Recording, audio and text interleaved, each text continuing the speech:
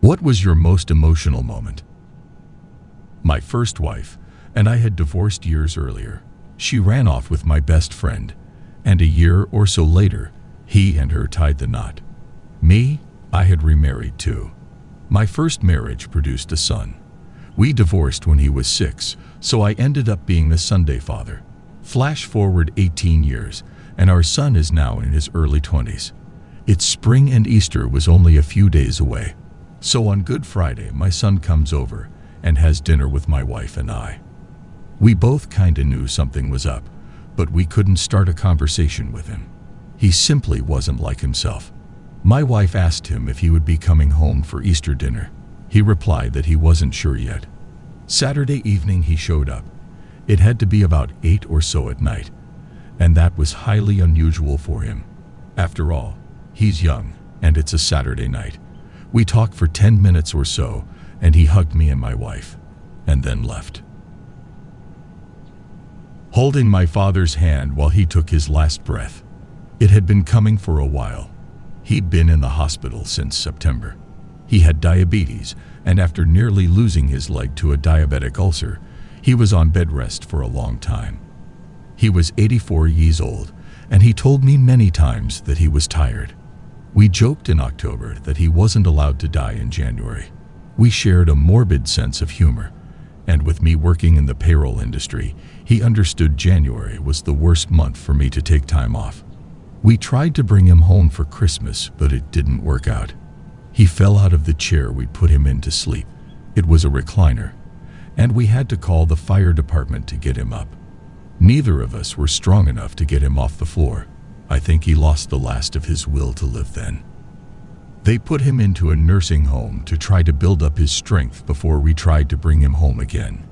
He came down with pneumonia, and they sent him back to the hospital. They called me at work, and I left immediately to see him. It was Saturday, January 16. The hospital had him on a ventilator when I arrived.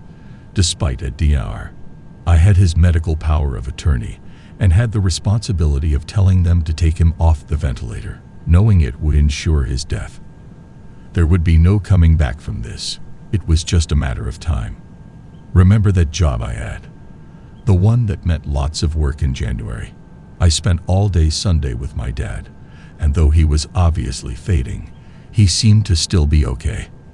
I got up Monday morning planning to go to work until I received the call telling me that he was on his last leg. I called into work and let them know I wouldn't be in. I arrived at the hospital at 8 a.m. and was able to spend the last hours with my daddy.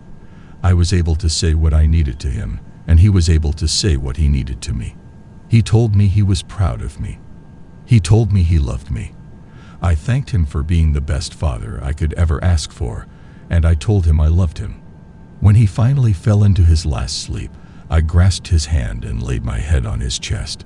He passed away at 1:53 p.m. The nurses were kind enough to turn off all the machines and leave me with him for about 10 minutes before I left. It had been snowing for hours, and when I got to my car, a snowplow had blocked in my car with a high pile of it. I spent the next 10 minutes crying my eyes out, kicking at my car. Of course, when I tried kicking at the snow, I slipped on some ice and landed on my bottom. Some nice soul finally pulled out a shovel and got me out of there. That man is, and always will be, my hero. I got home and called work. Thank goodness they gave me the next week off to take care of things, despite it being January. 10 years later, I'm still incredibly grateful that I was able to hold his hand.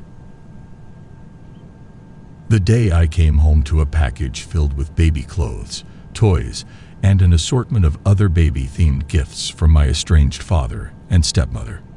We had not spoken or been in touch for 15 years at that time, and after having my first son, they decided I was finally good enough to let back into their lives.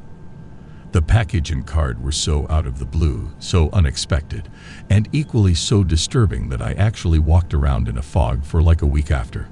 Eventually, I broke down and cried for hours.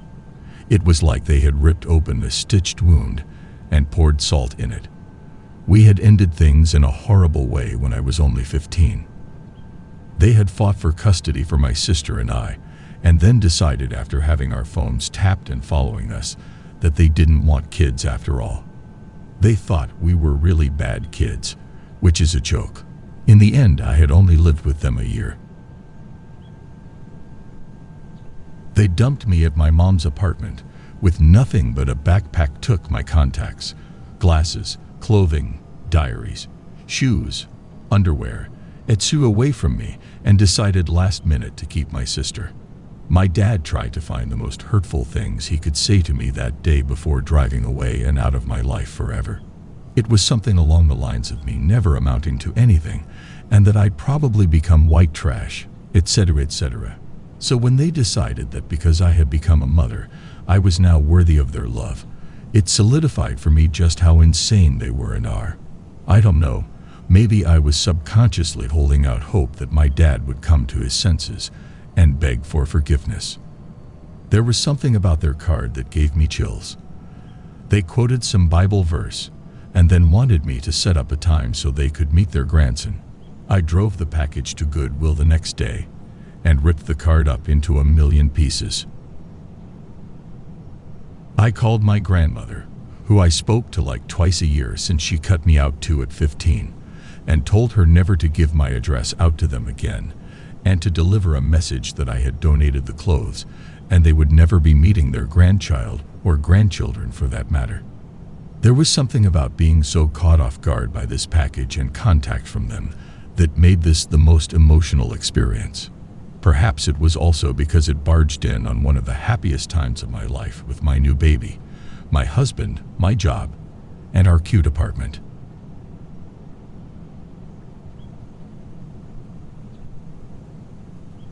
Please leave your story in the comments. I would love to make a video on them in the future. Also, don't forget to like and subscribe.